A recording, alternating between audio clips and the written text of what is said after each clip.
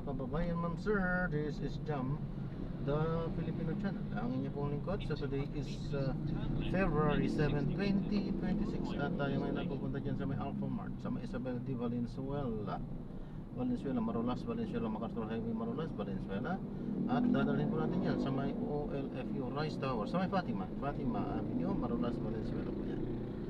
Okay, so magbabalik po tayo mamayang unti po pag nakuha na po natin sila. Disclaimer lamang po, ang content po natin ay kalsada at hindi ang passenger. Kaya nga naman, sakali po na may marinig kayo mga pangalan ng lugar, pangalan ng tao, pangalan ng organization, sa government or private man yan, ay wala pong kinalaman ang channel na ito at wala pong pinapatungkulan.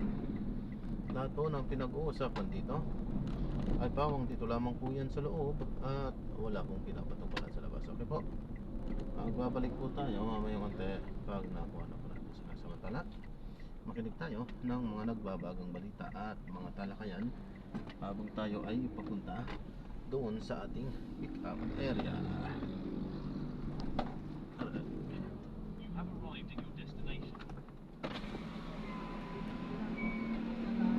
Pick up po.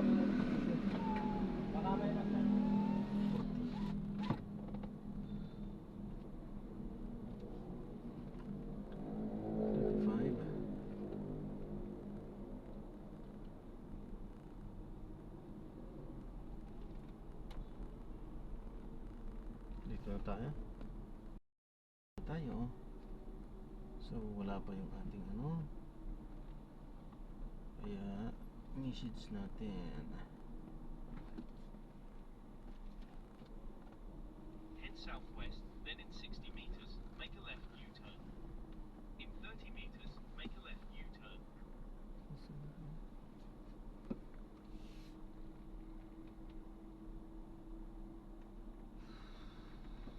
Ay, dito tayo. Na-drop na natin sila. Malapit lang naman yan. Hindi na tayo nag-play at ano na natin dahilan kung bakit hindi na tayo nakakapag-play. Maraming salamat po. God bless. Paano po? Nagkaroon ng diba, sa calendar day at session day. Kayo, anong take nyo doon? Tama na ipinail siya ahead of February 6. Tama ba yung appreciation nila doon sa Supreme Court decision? Oo, narinig ko yung explanation naman ng mga complainants, in fairness to them, kung ano yung basihan bakit isipan nila na February mag-file na. Ika nga dahil daw dun sa naging resolution or at least yung reasoning behind the denial of the MR. Yun nga nabanggit na ni Sir Christian yung session days, calendar days issue. Pero sa amin, we would like to reserve talaga muna our comments on that sa moment kasi minomonitor pa natin yung development sa House. Of course, meron kaming sariling posisyon. Hindi ko naman ikakailan na pag-usapan naman namin din yan ng legal team. Pero we're still monitoring the developments sa House kung paano nila aktuhan yung mga complaints at siguro we will just disclose our position on the matter o malalaman nyo na lang at the appropriate time. Tingnan muna natin kung paano aktuhan ito. At yung mga complainants, sir, nakausap po namin si Sir Kiko Aquino D. Kanina, sabi niya, confident naman sila doon sa kanilang claims against the Vice President, lalo na nga at the first time, naipasa naman ito, inaprubahan naman ito sa Kamara. Although probably baka hindi nyo rin sagutin, pero we'll ask you na rin, anong take nyo doon sa mga nagsasabing may grounds talaga? At even si Congressman Laila de Lima, sabi niya, mabigat yung pag-threaten umano ni VP Sara laban kay Pangulo, kay First Lady, Speaker. Anong masasabi niyo po? So that is their position and I respect their position. That's expected, kaya nga sila nag-file ng complaint. Pero sa amin, syempre, we are advocating also for the defense side naman. No? So syempre, ang pananaw namin is hindi malakas ang ebidensya at lacking impact ng ebidensya laban sa Presidente. Pero yun nga there are two separate issues here, separate positions rather, at kaya nga tayo na umabot sa ganito. And ang trabaho lang naman ng defense to present the facts the way we know best para ma-defend na natin, mapakita na walang basihan ng mga allegation. Pero yung kasi sir, yun nga, hearing kasi makita si Sara mismo na dun sa video, may sinabing maaanghang na salita na tinitik ng marami na threat.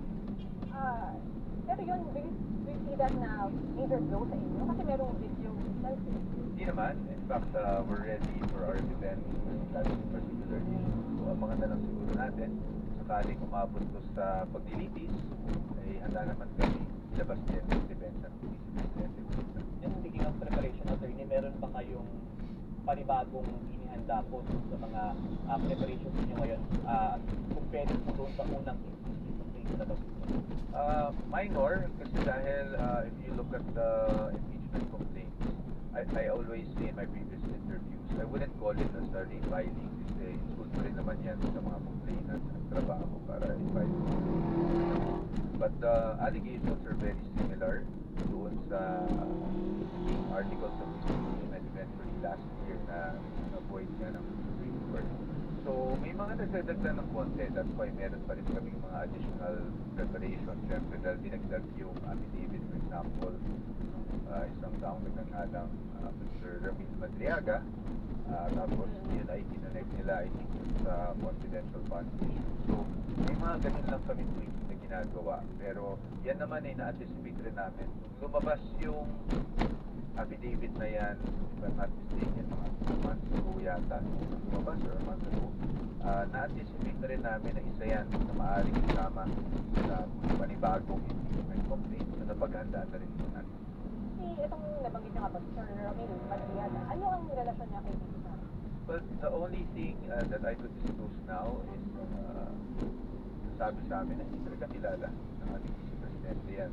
Ngayon, tungkol dun sa allegations niya, we are ready to at least address all of these points in his affidavit or to belie all those claims. So, yan ang isang pwedeng abangan din natin. Opo, tama po ba ang kanyang alegasyon ay kumuha siya ng pogo money para kay VP? Pogo money, I think parang kahit yung confidential funds na mention yata niya doon and marami siyang na-mention din na ibang personalities. In fact, yung isa doon, si Colonel La Chica, sa pagkakaalam ko, hindi naman kasi ako yung abogado niya, no? Although tapos na balita ng isang araw na nag-hain na rin niya ata siya ng reklamo, ng complaint before the City Prosecutor's Office ukol doon sa mga, sa tingin niya kasinungalingan laban sa kanya. Marami na rin mga doon sa na-mention sa affidavit niya na may nakita akong mga post na dinedeny at binibelay yung mga allegations niya. So, sa amin on the part of the defense, handaan na rin ang talaga namin. At last week, sir, meron din mga balita na tama ba magsa-surface daw yung Mary Grace Piatos? Ano bang pinanggalingan niya? Actually, hindi ko rin alam kung anong pinanggalingan nun. I would look back at all of my interviews. Ay, Wala naman ako nabanggit yan, na parang ganon, po- or even some